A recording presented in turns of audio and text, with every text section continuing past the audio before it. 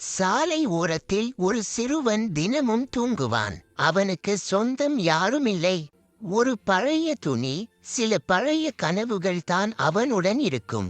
ஒரு இரவு ஒரு பசிக்கேத்த நாய் அவன் அருகில் வந்து நின்றது. சிறுவன் கையில் இருந்த பன் மட்டுமே பாதியை பிய்த்து அந்த நாய்க்கு கொடுத்தான். அந்த நிமிஷத்திலிருந்தே அவர்கள் இருவருக்கும் பசி ஒன்றாகவும் பாசம் ஒன்றாகவும் ஆனது. அடுத்த சில நாட்களில் அவர்கள் இருவரும் ஒருவருக்கொருவர் ஆதரவு ஆனார்கள். நாய் அவனின் பக்கத்தில் இரவெல்லாம் காவலாக இருந்தது. ஒரு மாலை நேரம் ஒரு கார் வேகமாக வந்து கொண்டிருந்தது. சிறுவன் அருகே தூங்கிக் கொண்டிருந்தான்.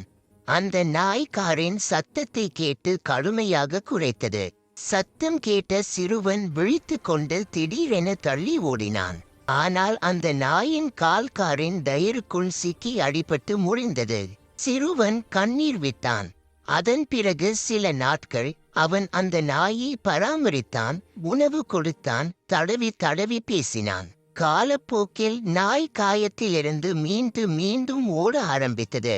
இப்போது சாலையின் ஓரம் பார்த்தால் ஒரு சிறுவனும் அவனின் நாயும் சேர்ந்து விளையாடிக் கொண்டிருப்பார்கள். அவர்களின் உறவு எந்த வீட்டிலும் காணாத ஒரு உறவாகிவிட்டது.